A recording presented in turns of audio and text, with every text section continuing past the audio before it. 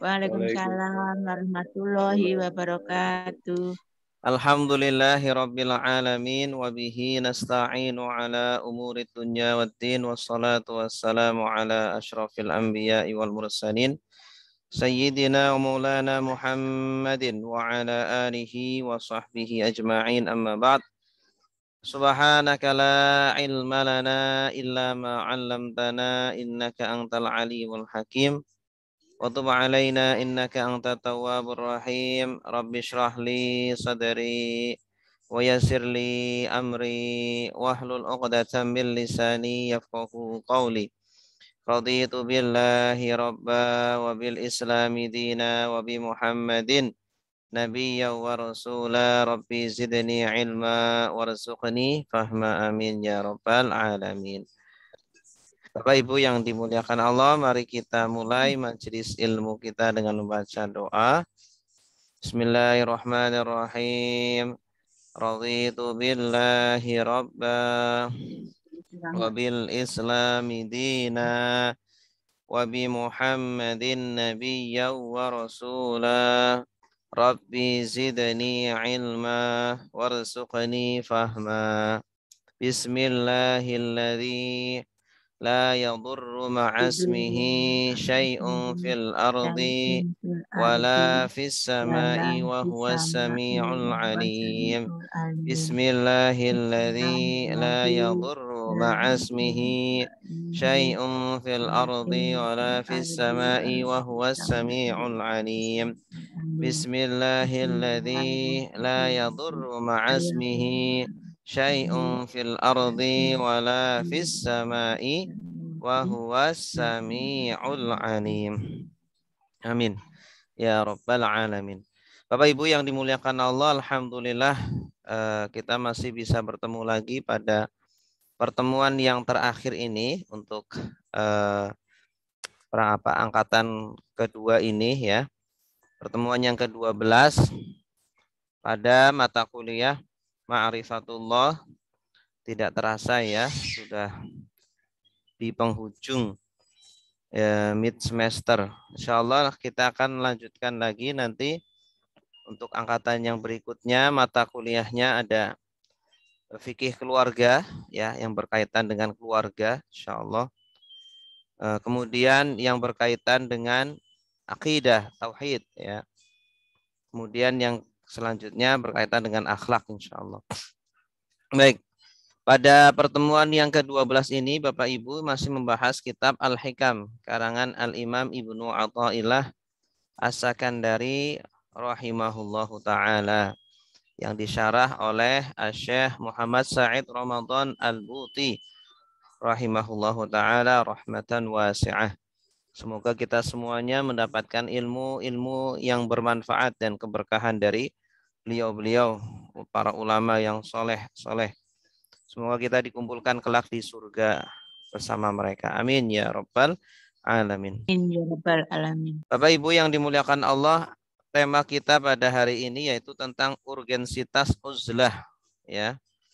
Hikmah yang ke-11, Al-Imam Ibnu Athaillah As-Sakandari berkata, idfin dafana yadfinu idfin wujudaka, ya, pendamlah, kuburlah, wujudaka, eksistensimu, wujudmu, ya, eksistensimu, fi ardil khumul, di dalam bumi kerendahan, al-khumul atau ketiadaan.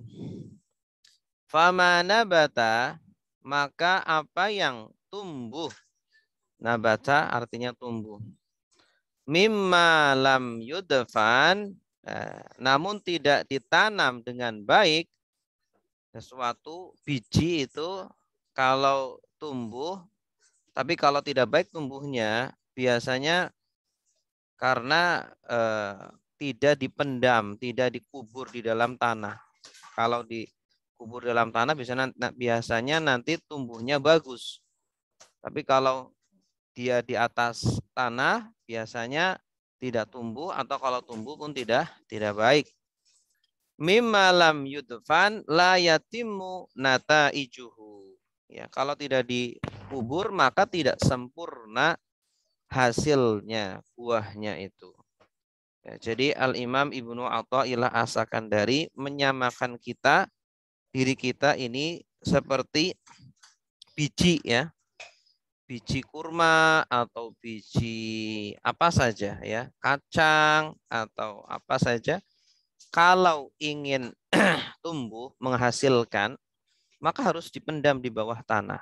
Ya, seorang manusia kalau ingin menjadi manusia yang berkualitas, yang memiliki pribadi yang baik, positif, yang berilmu atau apa, itu perlu waktunya itu untuk dia menyendiri, ya, untuk mengubur eksistensinya, kemudian dia fokus untuk memperbaiki dirinya, ya, tidak bermuamalah dengan manusia, gitu. Ini adalah hikmah yang maksud dari hikmah yang dikatakan oleh Al-Imam Ibnu Athaillah As-Sakandari. Apa maksud dari al-khumul? Ya, di sini disebutkan al-khumul dari kata khomala. Khumul adalah menjauhi segala sebab-sebab ketenaran. Ya, menjauhi dari segala sebab-sebab kemasyhuran. Ya, agar kita tidak banyak dikenal oleh orang sehingga kita banyak berurusan dengan orang lain. Ya, jadi dia lebih suka untuk menyendiri, tidak dikenal oleh orang lain, kemudian tidak banyak berhubungan dengan orang lain. Dia ingin fokus untuk memperbaiki dirinya. Itu adalah khumul. Perlu ya seseorang seperti itu. Kemudian yang kedua, khumul hampir sama dengan kholwah atau uzlah. Kholwah di sini bukan kholwah dengan lain jenis ya, tapi kholwah menyendiri. Ya, dia dengan Allah saja, atau uzlah, yaitu menyendiri dalam rangka fokus beribadah, fokus berzikir, fokus muhasabatun nafsi, mengintrospeksi diri sendiri, mengoreksi kekurangan-kekurangan atau cacat-cacat yang ada pada dirinya, membersihkan dari kotoran-kotoran hati, ya. Nah, itu namanya apa? Al-uzlah atau al-khumul, ya. Seperti apa? Sifat sombong. Ya, kita agar berpikir selama ini apakah sifat kita selama ini eh, sudah benar atau tidak. Jangan-jangan kita masih sombong. Kita masih merasa ini itu ingin dipuji, ya. Ujub, merasa bangga, ria, ya. Beramal masih mengharapkan pujian dari orang lain, atau masih cinta dengan dunia, ya, terlalu mengejar dunia, ngoyo dengan dunia sehingga akhiratnya terlupakan. Nah, perlu seseorang itu merenungi dirinya, merenungi kondisi dirinya ini agar dia kemudian memperbaiki, ya, kekurangan atau kesalahan-kesalahan yang dia lakukan selama ini. Makanya hadis ya kalau tidak salah mengatakan hasibu anfusakum qabla an tuhasabu, atau perkataan sahabat saya lupa. Hisablah diri kalian, introspeksilah diri kalian, koreksilah diri kalian sebelum kalian dikoreksi oleh Allah Subhanahu wa taala kelak di yaumil hisab, ya. Selain itu humul juga bukan selin ya. Selain itu humul juga menjadikan orang itu fokus ketika berpikir, ya, fokus untuk belajar, ya. Makanya seorang santri itu butuh humul, beruzlah. Mohon maaf kalau dia sumpama di rumahnya dia lihat ada TV, ada HP, ada teman-temannya datang, ya, banyak tempat-tempat wisata sehingga dia tidak bisa fokus belajar. Ya, ngapal Quran nggak bisa, ngapal hadis nggak bisa, pelajaran sulit, nyangkol, ya. Namun ketika dia ke pesantren, ya, dia meninggalkan HP, meninggalkan televisi, meninggalkan keluarganya, gitu ya. Sehingga dia bisa fokus. Sehingga dia menjadi orang yang berilmu, menjadi orang yang alim seperti itu. Nah, inilah fungsi kenapa kita harus berkhumul. Alasan kenapa kita harus berkhumul, beruzlah, menyendiri, mencari suasana yang bisa menjadikan kita fokus untuk menuntut ilmu atau untuk membersihkan jiwa kita gitu. Oke.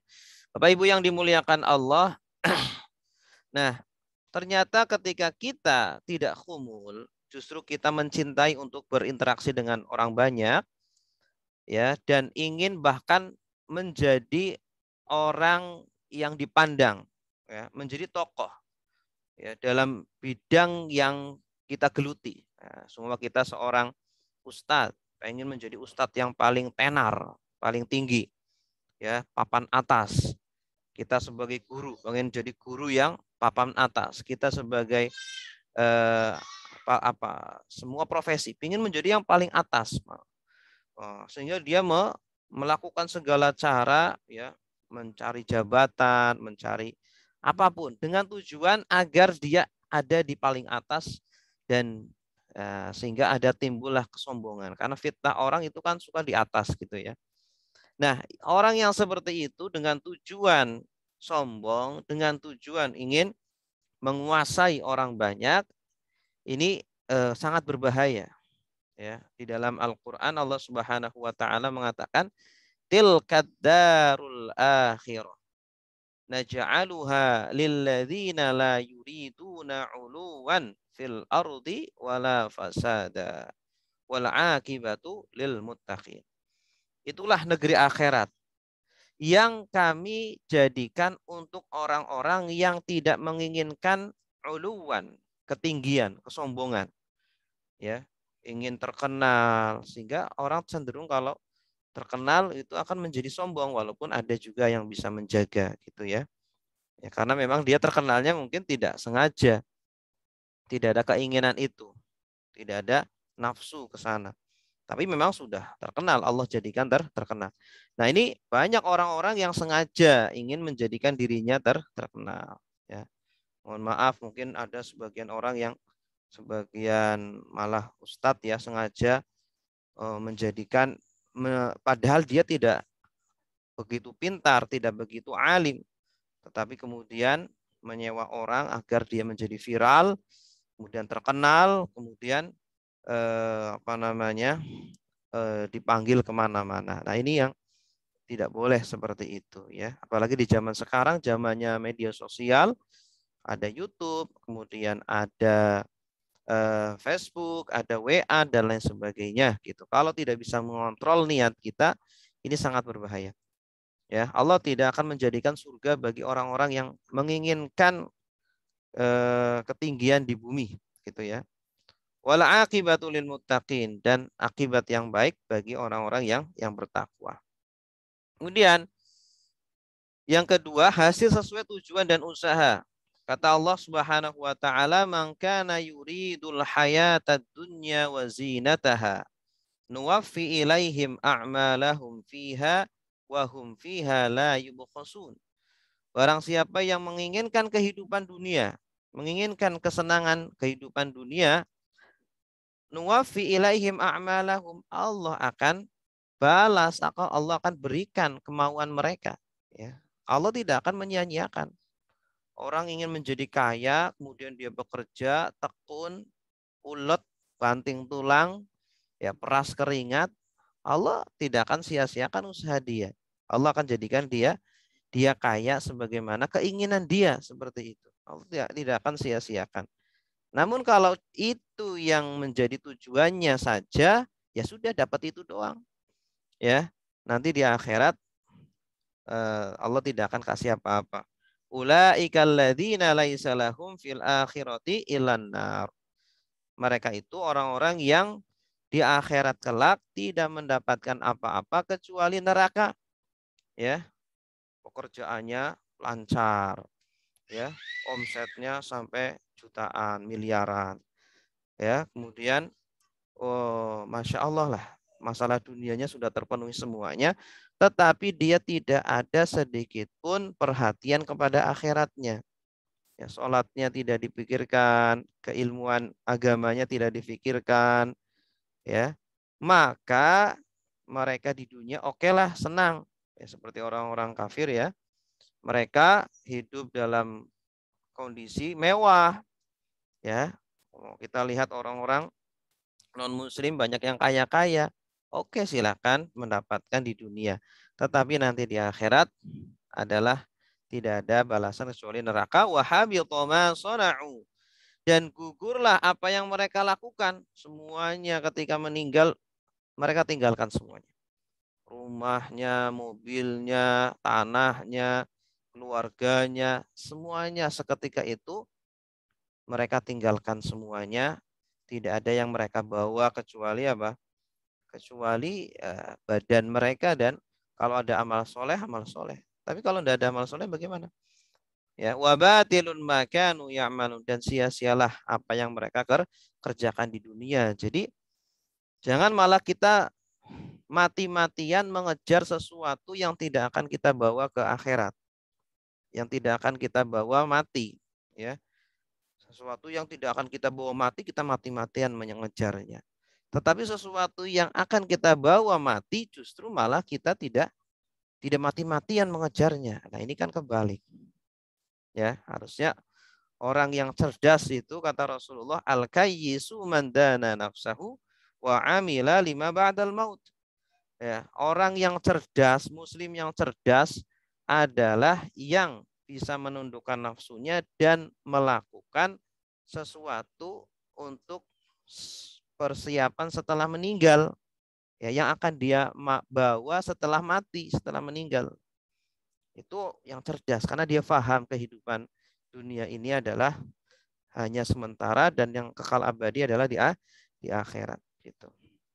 Surah Hud ayat 15 sampai 16.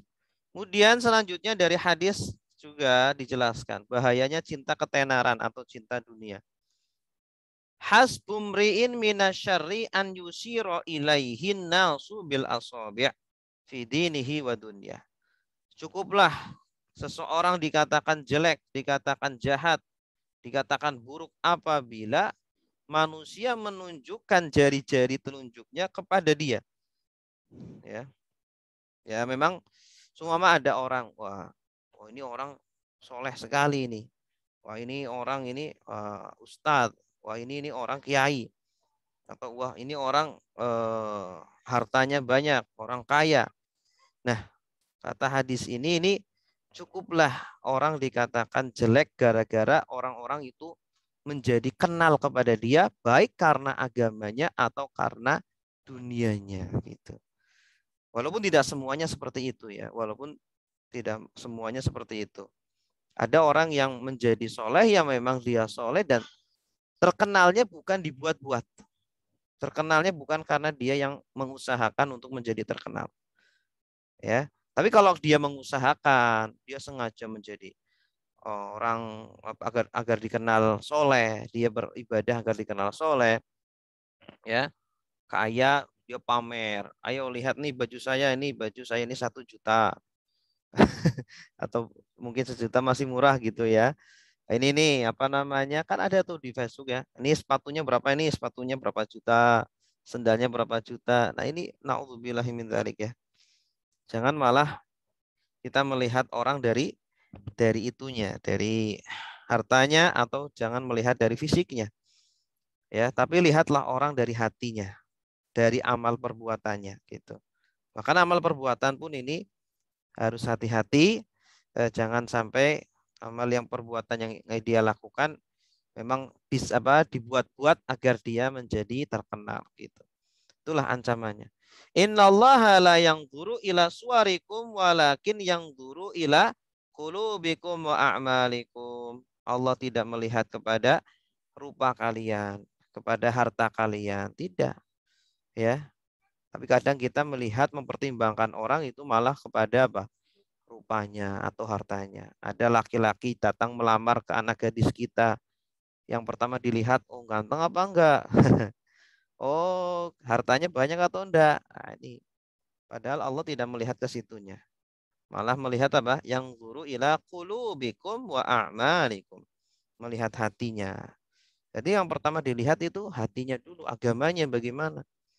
Ya, kalau ternyata yang datang adalah seorang laki-laki yang agamanya baik, ya, yang amal solehnya baik, walaupun mungkin dia tidak terlalu ganteng atau tidak kaya, maka terimalah, jangan ragu-ragu. Karena itu adalah anugerah dari Allah Subhanahu wa taala.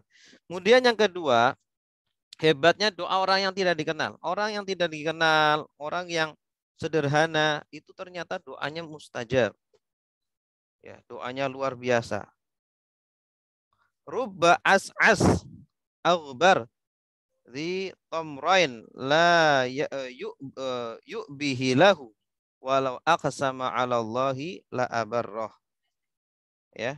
Rubba, banyak ya, orang yang awut-awutan rambutnya. As'as itu rambutnya awut-awutan karena tidak disisir ya. Yang hanya punya dua pakaian kumal, pakaiannya cuma dua. Ya, mungkin kita temui di Jakarta banyak ya manusia-manusia gerobak gitu ya. Rumah nggak punya, punyanya cuma gerobak, bajunya pun cuma sedikit, ada dua baju kumal yang tidak diperdulikan manusia. Manusia lewat pun biasa saja, sudah nggak dipedulikan, ya, tidak diperhatikan, ya, tidak dianggap. Kemudian apa?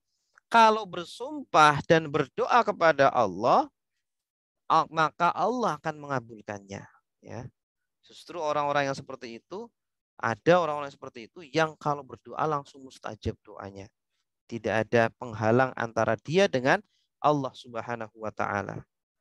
Ya, banyak orang yang seperti itu. Tetapi ya memang orang yang baik hatinya, orang yang melakukan kewajiban-kewajibannya kepada Allah, sholat ya, seperti itu.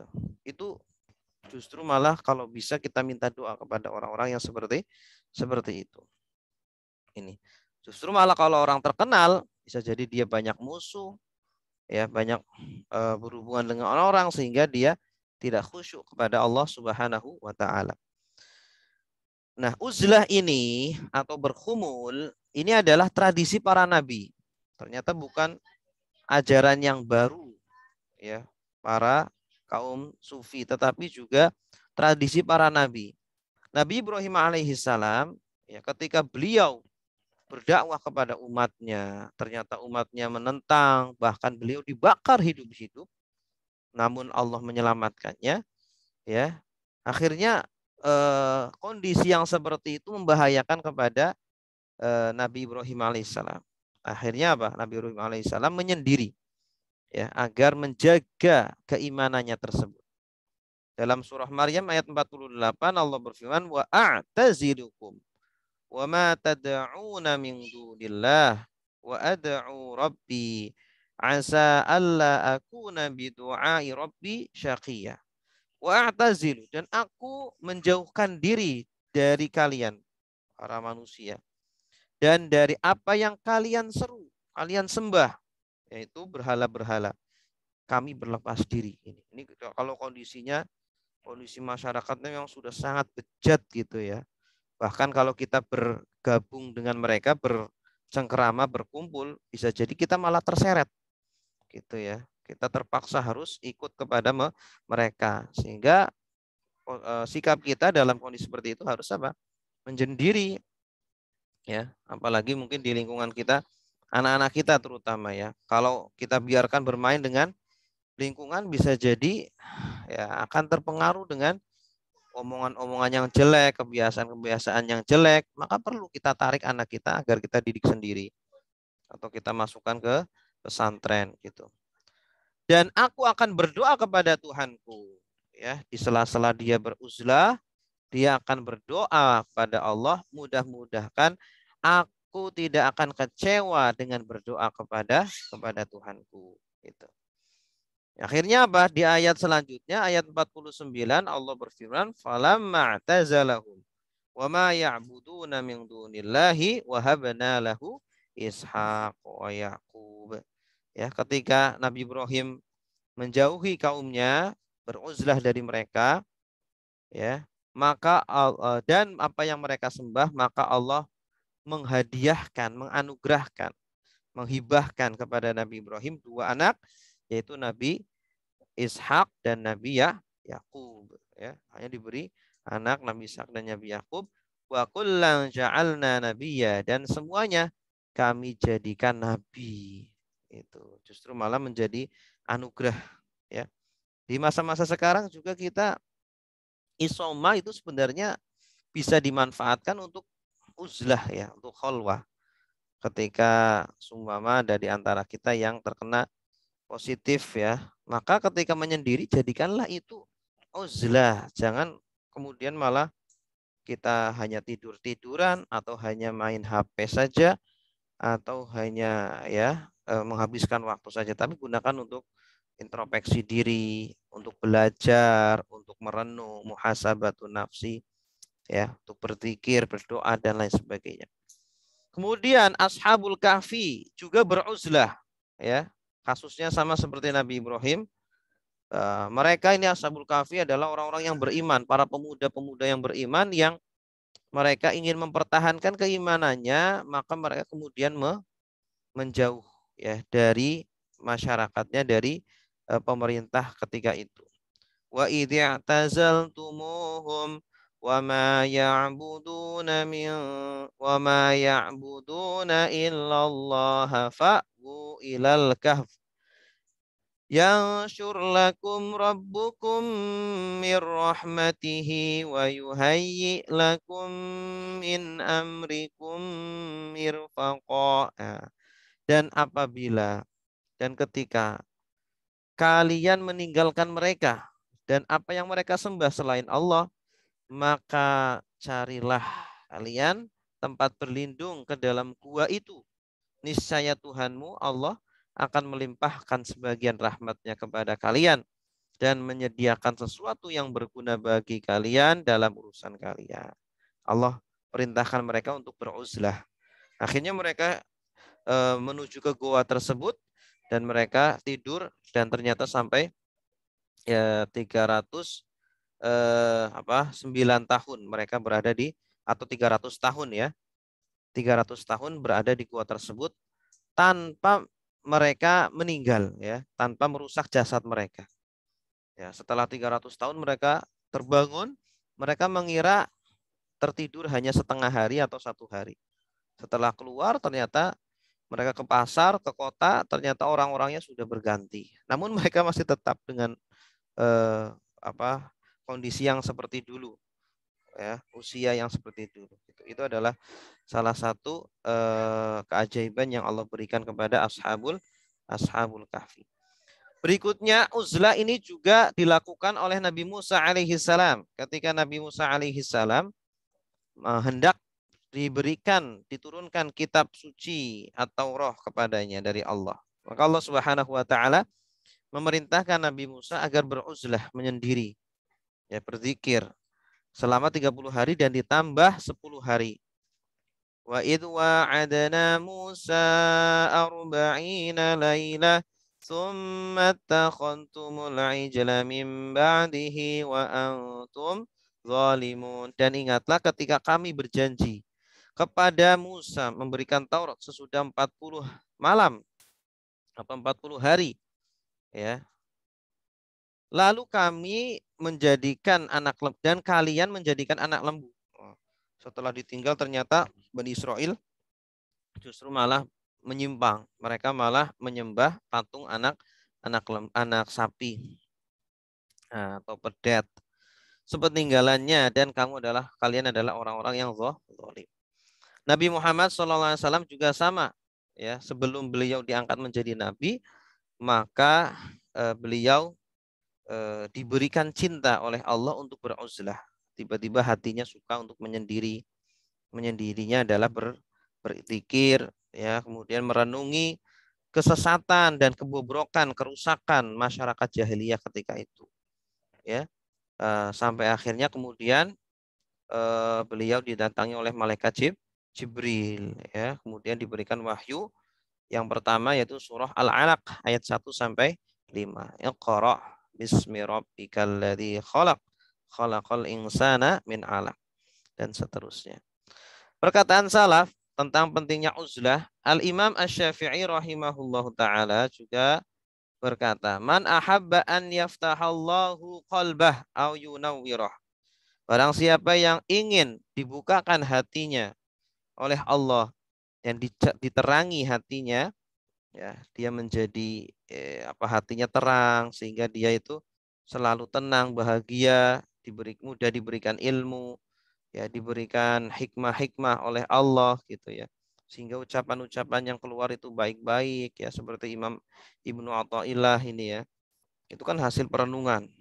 Nah, fa'alaihi bitarkil kalam fi ma la ya'ni, maka dia harus meninggalkan ucapan yang tidak bermanfaat, kurangi ngomongnya gitu loh. Orang kalau banyak ngomong banyak salahnya, apalagi kalau banyak rumpi, ngomongin orang, ghibah, yang mustahil dia akan mengeluarkan hikmah-hikmah dan ilmu-ilmu dari mulutnya. Ya, para ulama-ulama kita dahulu itu jarang ngomong kecuali yang bermanfaat, seperti ketika ngajar, ketika menasihati orang. Ya, tapi kalau nggak penting-penting amat, tidak perlu banyak ngomong, harus dikurangi. Kalau kita ingin diterangi hati kita, ya, pikiran kita, ya, menjadi orang yang berilmu dan orang yang bijaksana, gitu ya. Wajtina bil ma'asi, dan jauhilah maksiat. Wa yakunu lahu khabi'ah fima bainahu wa bainallah min amal, dan hendaklah dia punya amalan yang hanya diketahui dia dan Allah. Ya, kita sholat berjamaah kan diketahui orang. Ketika kita eh, sholat Jumat, ada amalan-amalan yang memang harus diketahui oleh orang, harus dilakukan bersama. Nah, jangan kemudian tidak ada amalan kita yang hanya kita dan Allah saja yang tahu. Nah, coba Bapak Ibu introspeksi diri kita. Selama ini kita beramal, ada nggak amalan yang tidak ada yang tahu kecuali diri kita dan Allah Subhanahu wa taala. Nah, itulah yang menjadikan sebab Allah akan menerangi hati kita dan menjadikan Allah akan sayang kepada kita gitu. Coba kalau kita sholat tahajud itu jangan ngomong-ngomong. Waduh, alhamdulillah tadi malam sholat tahajudnya sangat teduh, sangat tenang. Ditaruh di Facebook, ditaruh di WA. Ya, tahu semua. Akhirnya rentan untuk ria. Gitu ya. Makanya kalau kita ingin jauh selamat dari riya, tutupi amal-amal kita. Ya, sedekah kita atau puasa kita atau ngaji kita, sholat kita dan lain sebagainya gitu. Kemudian wafi riwayatin, dan di dalam satu riwayat fa'alaihi bil khalwah. Selain itu juga dengan khalwah. Kalau orang ingin diterangi hatinya maka dengan khalwah, dengan uzlah, dengan menyendiri. Wa qillatil akal, dan sedikit makan. Wa tarki mukhalatatis sufaha, dan meninggalkan bercampur dengan orang-orang bodoh. Orang-orang bodoh bukan berarti yang ini ya, tidak sekolah atau apa. Orang-orang yang bodoh bisa jadi dia itu S3. Bisa jadi dia profesor. Tetapi ucapannya ucapan yang tidak bermanfaat. Ya, hanya ucapan-ucapan dunia saja, hanya masalah dunia saja, tidak mengucapkan ucapan-ucapan yang bermanfaat bagi akhiratnya itu. Nah, itu yang dimaksud dengan as-sufaha. Wa bughdi ahli ilmi alladzina laisa ma'ahum insafun wala adabun, dan juga membenci kepada ahli ilmu yang tidak beradab. Ya, artinya ulama dunia. Ulama-ulama dunia. Nah, ini kita hati-hati dengan ulama-ulama seperti itu. Ulama ulama yang dia itu tidak ada sedikit pun takut kepada Allah Subhanahu wa taala. Kemudian selanjutnya, uzlah itu bukan berarti lepas dari tanggung jawab, ya. Oh, saya mau beruzlah, istrinya ditelantarkan, anaknya ditelantarkan, nggak dikasih nafkah, nggak dikasih makan. Maka kalau kita mau uzlah ya izin dulu, mau nggak ditinggal, ya. Nah, kalau mengizinkan alhamdulillah. Kalau nggak mengizinkan ya harus mengizinkan. Atau mungkin kita sediakan di rumah ada tempat khusus gitu ya. Kita setiap hari mungkin alokasikanlah waktu 1 jam atau setengah jam fokus untuk diri kita. me time katanya. Jadi me time nggak cuma buat nonton drakor, tapi juga ibadah. Kemudian selanjutnya, apa dalilnya ini? Man ra'a minkum mungkaron falyughayyirhu biyadih. Barang siapa yang melihat kemungkaran maka rubahlah dengan tangannya.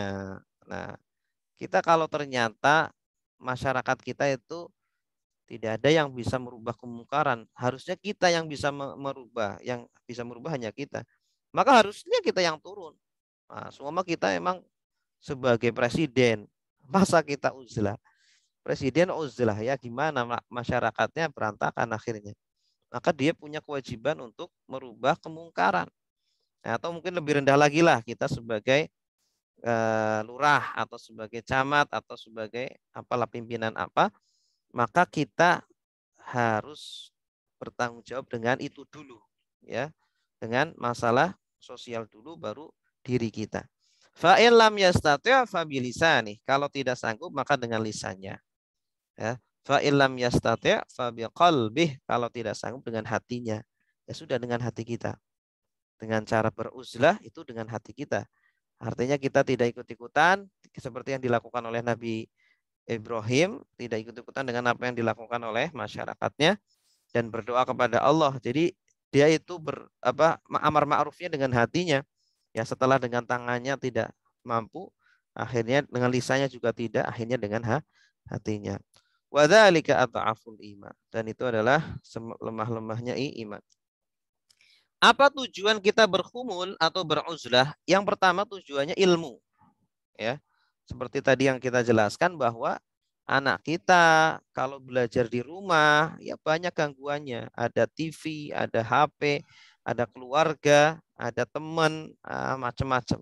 Maka perlu dia itu beruzlah ke pondok pesantren, rumah tahfidz atau tempat-tempat khusus yang dia bisa fokus dan bisa meraih ilmu yang banyak gitu. Ya. Kemudian yang kedua untuk tazkiyatun nufus. Kita beruzlah menyendiri untuk tazkiyatun nufus, bermuhasabah, membersihkan sifat-sifat buruk kita, introspeksi diri. Ya, kemudian yang ketiga adalah mensucikan hati. Ya, semua orang pasti mencintai jabatan, mencintai harta, keluarga. Nah, itu semuanya kan akan diraih ketika kita itu bercampur dengan orang banyak gitu. Nah, dengan beruzlah inilah kita ingin sedikit demi sedikit mengikis ya perasaan-perasaan itu. Cinta jabatan, cinta harta agar kita kontrol. Boleh kita memiliki harta, suka dengan harta, keluarga itu boleh, tapi harus terkontrol dengan baik.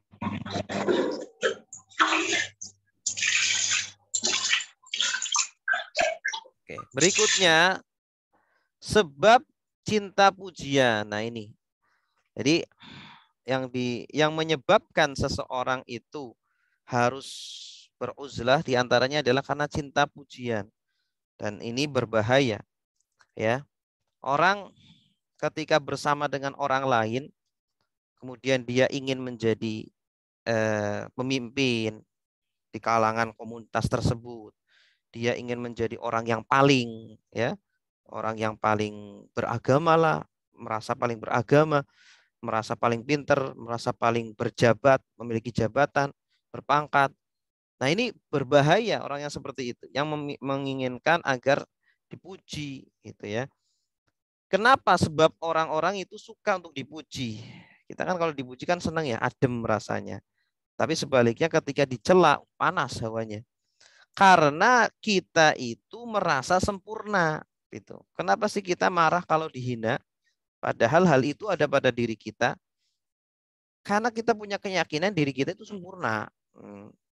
Padahal kalau kita korek-korek, kita introspeksi lagi diri kita, sebenarnya kita itu penuh dengan kekurangan-kekurangan. Kita dikatakan bodoh, marah. Padahal memang kita bodoh kok. Ya, padahal kalau kita lihat hakikat keilmuan kita itu sangat rendah dibanding ilmunya Allah, ya. Atau dibandingkan dengan teman-teman yang sejajar dengan kita, mungkin kita juga tidak lebih dari mereka. Maka ketika ada orang mengatakan bodoh, sudah tidak perlu kita membalas. Ya, sudah tidak perlu kita membalas. Tinggal jadikan itu sebagai introspeksi bagi kita agar kita terus belajar dan belajar lagi. Kemudian yang kedua, bisa menguasai hati orang. Kita ingin, kalau kita senang dipuji itu kan, orang banyak memuji kita, menjadikan orang itu hatinya sudah kita kendalikan. Ini, dan orang itu suka ketika dia bisa mengendalikan hati orang banyak gitu. Sehingga gampang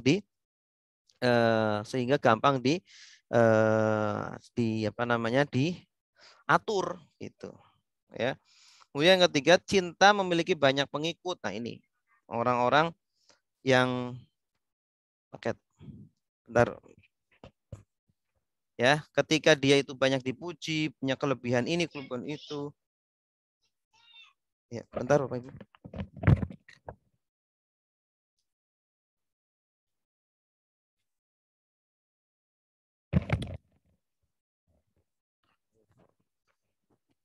Jadi orang yang suka dipuji ini karena ingin punya banyak pengikut gitu. Bagaimana solusinya agar kita itu tidak suka dengan pujian? Setidaknya ketika dipuji itu biasa saja. Pertama, ketahuilah ketika kita dipuji, ketahuilah bahwa ucapan yang orang yang memuji itu adalah bohong. Ya, kita dikatakan ganteng, kita dikatakan ahli ibadah, dikatakan pokoknya pujian-pujian apa saja, jangan langsung dimasukkan ke dalam hati. Karena kalau terus-menerus kita seperti itu, lama-lama kemudian kita menjadi orang yang termanjakan dengan pujian.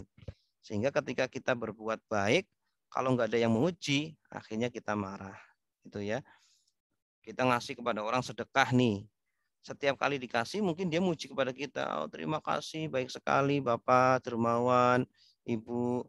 Ya, akhirnya suatu ketika dia nggak bilang terima kasih, kita marah. Naudzubillah. Itu berarti kita sudah terperangkap kena jebakan Batman. Ya. Kenapa? Ternyata kita bersedekah karena ingin mendapatkan pujian dari orang tersebut atau ingin mendapatkan doa gitu ya. Bahkan kita mengharapkan untuk mendapatkan doa itu sebenarnya tidak boleh ya. Walaupun dia boleh mendoakan kita, tapi jangan kemudian kita memberikan itu dengan imbalan dia mendoakan kita gitu. Bisa mengikis keikhlasan kita. Kemudian yang kedua, ketahuilah bahwa cinta pujian adalah benih dari sifat kemunafikan. Ya, orang-orang munafik itu tidak melakukan ibadah-ibadah, baik sholat atau sedekah atau yang lain, kecuali karena memang apa? Ingin dapat pujian, ingin mendapat pengakuan dari orang lain bahwa dia adalah orang yang baik, ya, orang yang bertakwa, begitu. Nah, kalau kita sering mengharapkan pujian-pujian seperti itu, maka akan memupuk benih-benih sifat kemunafikan. Makanya hindarilah pujian-pujian tersebut. Kemudian yang ketiga, dengan membiasakan ya, cara untuk mengikis penyakit ini, cinta pujian adalah membiasakan uzlah, menyendiri. Ya, kemudian berzikir, merenung kebiasaan ulama-ulama salaf bagaimana dahulu kehidupan mereka. Ya, seperti ulama-ulama salaf dahulu, mereka banyak yang menyendiri. Ya, kasih. Ya. Ya, bagaimana mereka juga betapa cinta kepada akhirat dan betapa mereka benci kepada dunia. Ini ulama-ulama salaf. Ya. Mereka begitu warok, begitu hati-hati terhadap dunia. Nah, bahkan waktunya mereka habis untuk akhirat. Ini ulama. Ketika kita membaca kisah-kisah mereka, itu akan timbul motivasi. Wah, mereka saja bisa, pasti kita juga bisa. Gitu. Manfaat uzlah. Nah, Bapak Ibu yang dimuliakan Allah, apa sih manfaat dari uzlah atau berkhalwah atau berkhumul? Yang pertama, selamat dari bahaya lisan. Ya, ketika kita sendiri, tentu kita nggak bisa ngomongin orang kan, nggak ada yang menjadi lawannya gitu. Kecuali zaman sekarang sudah ada medsos itu. Jadi beruzlah bukan berarti kemudian kita boleh, wah masih bisa ini ngechat, kemudian komen, balas-balas komen, ngomongin orangnya, itu sama aja, itu belum uzlah namanya. Ya, kalau uzlah itu memang sudah putus, benar-benar putus, baik hubungan langsung dengan orang ataupun melalui online dunia maya, itu udah putus semuanya. Hanya dia dengan Allah saja. Ya, hanya dia dengan Allah saja hubungannya. Ngobrolnya hanya dengan Allah saja. Bahkan istrinya, anaknya, semuanya diputus. Ya, bukan berarti kemudian dia tidak tanggung jawab ya, tapi dia seperti tadi yang saya katakan, dia harus memenuhi tanggung jawab dulu dengan istri dan anaknya, minta izin dulu gitu ya. Mungkin 40 hari saya mau uzlah gitu. Nah, biasanya kita lakukan Pak ketika i'tikaf ya.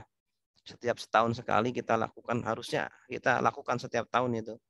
Kalaupun di bulan Ramadan mungkin kita tidak bisa, ada kebutuhan, ya kita qadha di bulan berikutnya bisa. Yang kedua, menjaga pandangan. Nah ini, ketika beruzlah sendiri di dalam kamar ya, kita nggak bisa melihat siapa-siapa kan, nggak ada lawan jenis, nggak ada siapa. Ya, jadi jangan kemudian malah kita berselancar di dunia maya, ya sama saja. Kemudian yang ketiga, menjaga hati terutama dari riya. Mau riya kepada siapa? Wong nggak ada yang melihat gitu. Ya. Kemudian yang keempat, jauh dari kesenangan dunia dan merasa cukup dengan pemberian Allah. Ya, dia usahakan merasa cukup ketika dia beruzlah dengan pemberian Allah. Yang kelima, selamat dari teman yang jahat dan pergaulan para pendosa, ya kan? Jadi kalau menyendiri, akhirnya dia tidak terpengaruh dengan pergaulan orang-orang yang jahat. 6. Memiliki banyak kesempatan untuk beribadah dan berpikir. 7. Menemukan manisnya ketaatan dan bermunajat dengan Allah. Itu terutama ketika dia bisa mengaktifkan hatinya, ibadahnya ibadah hati, tidak hanya ibadah secara zahir saja. Merasakan ketenangan badan dan hati, memelihara diri dari permusuhan dan perdebatan. Iya. Ya, kalau bersama orang ya rentan sekali kita gesek-gesekan, tergesek apa sehingga terjadi permusuhan, perdebatan ya, perkelahian. Kemudian yang terakhir memudahkan diri untuk melakukan ibadah tafakur, mengambil pelajaran ya. Nabi Isa telah bersabda, berbahagialah orang yang tutur katanya adalah zikir, ya. Ucapan-ucapannya adalah zikir. Kemudian diamnya adalah tafakur. Ketika diam jangan ngelamun, tetapi berpikir sesuatu yang bermanfaat dan penglihatannya adalah mengambil pelajaran. Ketika dia melihat ya hal-hal sesuatu seperti Nabi Isa itu kan ketika berjalan dengan murid-muridnya melihat ada bangkai kambing kalau tidak salah ya. Kemudian Nabi Isa tanya kepada para murid-muridnya, apa yang kamu lihat di depanmu itu? Bagaimana pendapatmu dengan itu? Maka murid-muridnya mengatakan, bangkai yang sangat bau, bangkai yang jelek, bangkai dan lain sebagainya. Kemudian Nabi Isa mengatakan, kalian melihat segala keburukan-keburukan yang ada pada bangkai tersebut. Tetapi saya melihat ada kebaikannya, itu betapa putihnya gigi bangkai tersebut. Nah ini, sebenarnya ketika kita melihat orang itu tergantung persepsi kita. Ada yang melihat dari sisi positifnya, ada melihat dari sisi negatifnya. Nah, maka sebisa mungkin lah ketika kita melihat orang, selalu kita lihat yang positifnya. Dan ketika melihat diri kita, carilah sebisa mungkin yang negatifnya dari diri kita, sehingga kita selalu mengintrospeksi diri kita gitu dan tidak merendahkan orang lain. Baik Bapak Ibu yang dimuliakan Allah, demikian yang bisa kami sampaikan berkaitan dengan tema uzlah ya. Sebelum kita menjawab pertanyaan-pertanyaan dari Bapak Ibu, mari kita jawab dulu ya. Saya ingin bertanya dulu kepada Bapak Ibu tentang materi pada pagi hari ini, semoga bisa tertangkapkan dengan sempurna. Pertanyaan yang pertama, ya, semoga yang menjawab mendapatkan ilmu yang bermanfaat dan umur panjang dari Allah Subhanahu wa taala. Yang pertama, apa itu khumul atau uzlah? Silakan nyalakan audionya. Ya, Ustaz. Ya, silakan Pak Tri. Assalamualaikum. Waalaikumsalam warahmatullahi. Khumul atau uzlah itu adalah menjauhi diri dari ketenaran dan puja-puji dari orang, Ustaz. Jadi menyendiri, berkhalwat dengan Allah gitu, Ustaz. Ya. Nah, yang dilakukan apa? Dilakukan ialah berzikir, Ya. Terus ya, beribadah dan ya. lain-lain, Ustaz. Baik, terima kasih Pak Tri. Semoga sama-sama, Ustaz. sehat, panjang umur. Selanjutnya, Amin. silakan nomor 2. Sebutkan dalil bahayanya cinta ketenaran dan kemasyhuran. Silakan.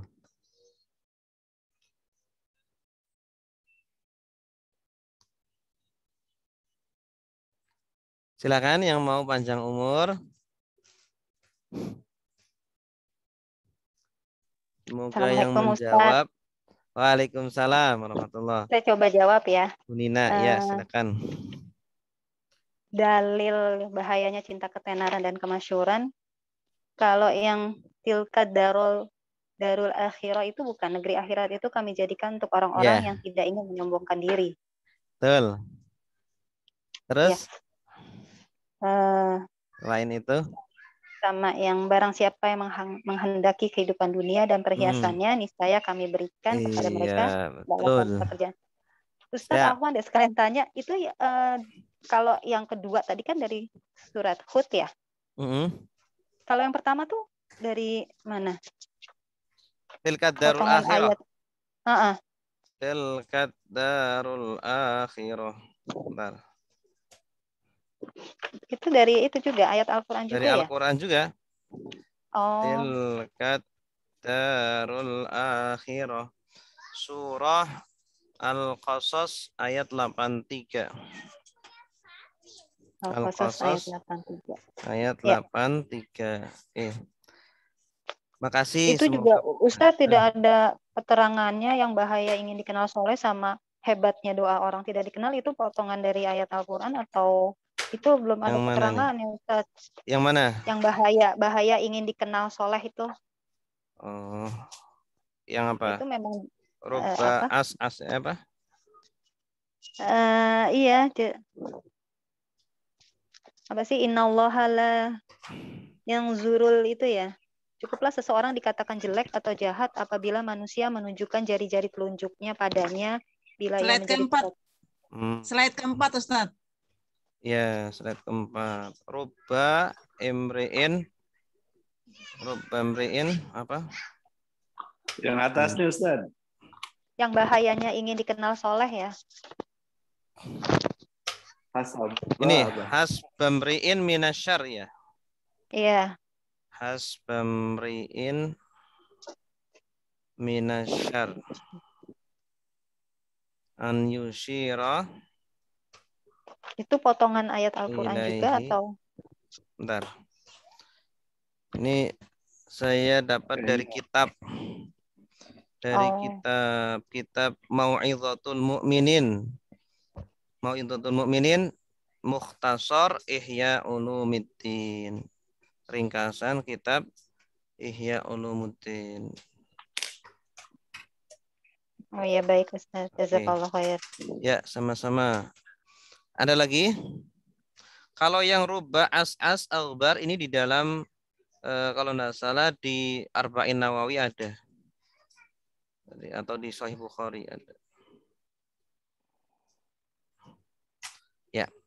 Baik, terima kasih Bu Nina. Semoga panjang umur, sehat selalu. Selanjutnya silakan. Pertanyaan selanjutnya apa itu? Sebutkan tujuan beruzlah.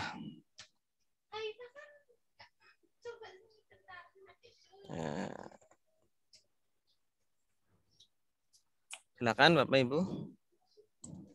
Ya Ustaz. Iya, Bu Sri. Silakan Bu Sri Resti. Ibu Restiawati. Panggilannya Bu. Resti. Bu Resti, ya. Silakan Bu Resti.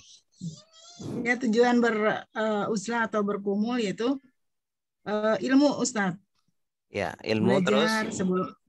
Kemudian tahiyatul nufus. Tazkiyatun nufus. Terus nafsu itu suka dengan pujian. Mensucikan diri, mensucikan hati. Iya, terus mensucikan hati ya. Kemudian yang keempat, apa sebab cinta pujian dan bagaimana solusinya? Assalamualaikum Ustaz. Waalaikumsalam Bu Fatimah. Iya. Silakan. Sebab-sebabnya ya Bismillahirrahmanirrahim. Sebab-sebab cinta pujian yaitu merasa dirinya sempurna, lalu bisa menguasai hati orang. Cinta memiliki banyak pengikut dan solusinya kita harus mengetahui bahwa ucapan orang yang memuji itu bohong dan tidak ada pada dirinya. Cinta pujian adalah benih sifat kemunafikan dan kerusakan yang akan menarik pelakunya untuk memudahkan dalam ibadah dengan riya. Terus membiasakan uzlah, yaitu dengan banyak berzikir, merenung kebiasaan ulama salaf, bagaimana cintanya terhadap akhiran dan bencinya kepada dunia. Iya, bagus, mumtaz, barakallah. Nomor 5, sebutkan manfaat beruzlah. Silakan, Bapak Ibu. Bu Endang, Ustaz. Bu Endang, silakan. Terima kasih. Sebutan manfaat beruzlah ialah 1. Selamat dari bahaya lisan. 2. Menjaga pandangan. Yang ketiga, menjaga hati dari riya. Yang keempat, jauh. Terus tenangan dunia cukup pemberian dari Allah. Cukup. 3 aja cukup. Terima kasih Ibu Endang dan Bapak Ibu yang lain juga, semoga diberikan ilmu yang bermanfaat dan berikan panjang umur ya. Amin ya rabbal alamin.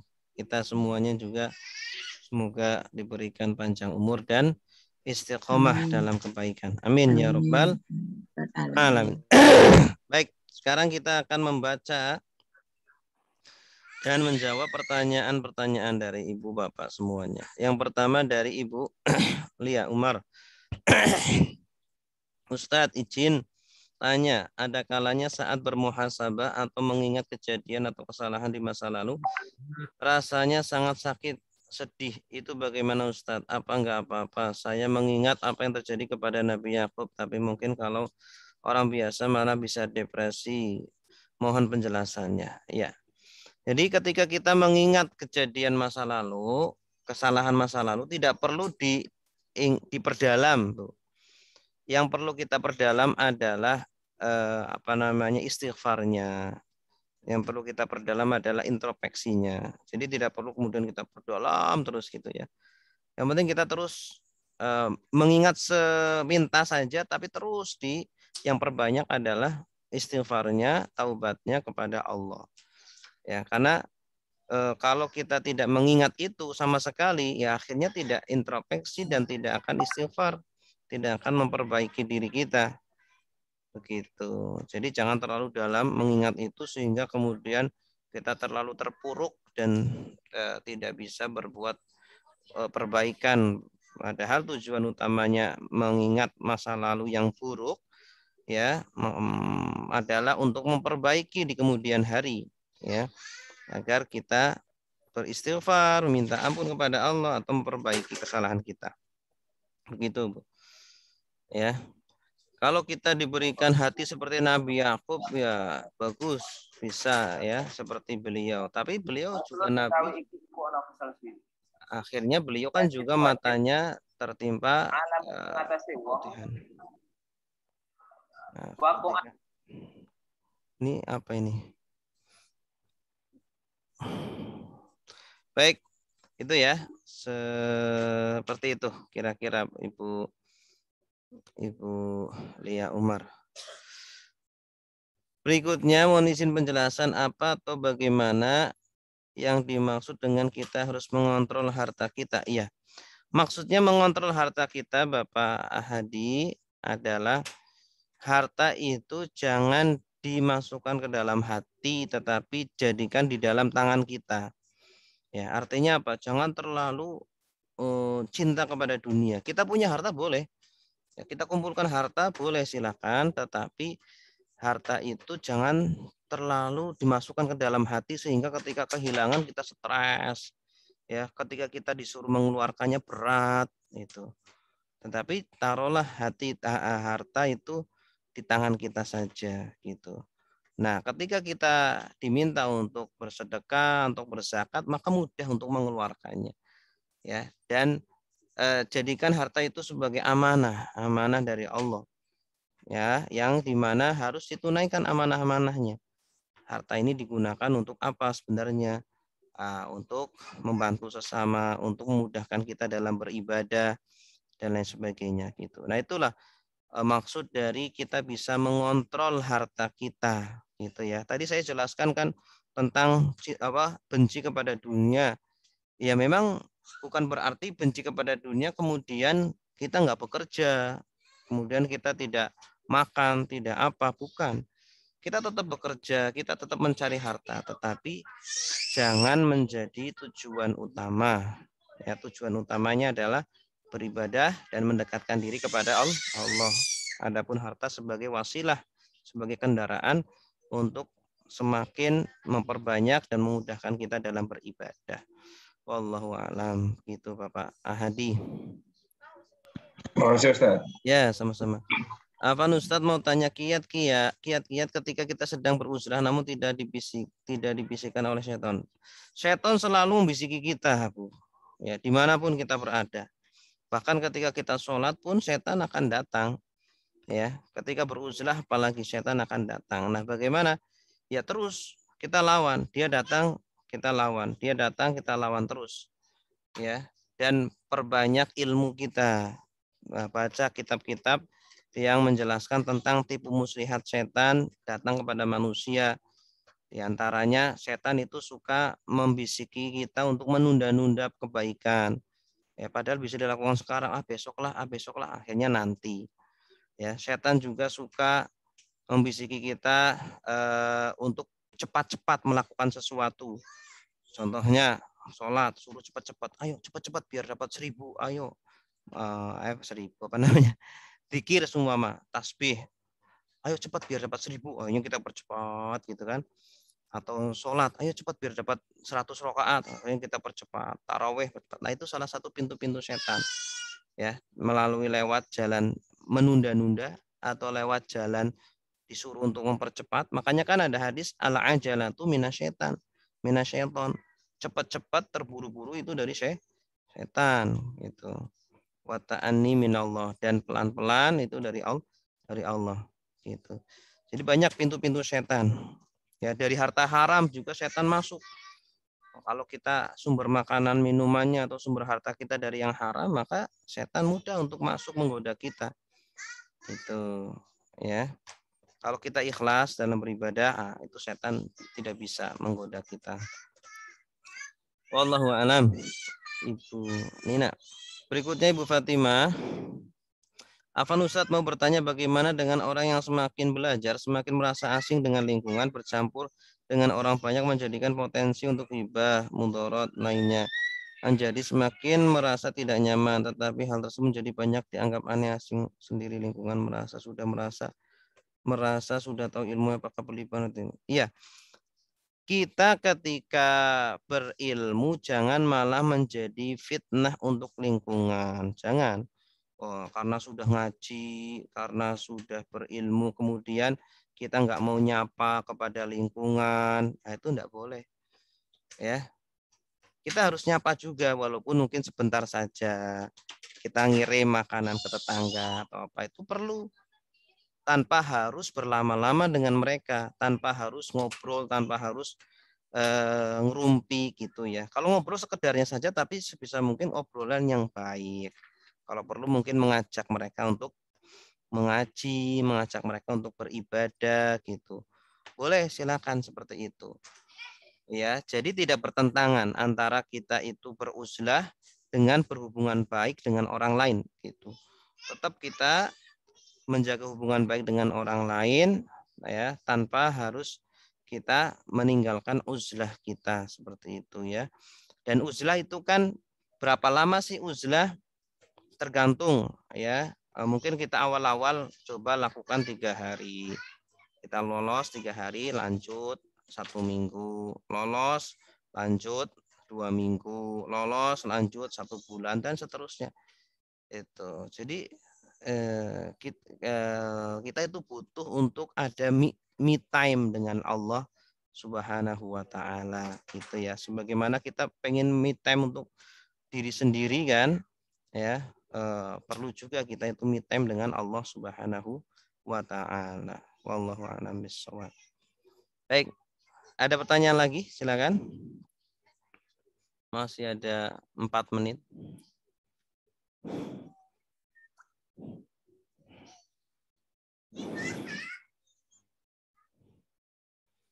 Baik, kalau tidak ada, maka kita akhiri sampai di sini.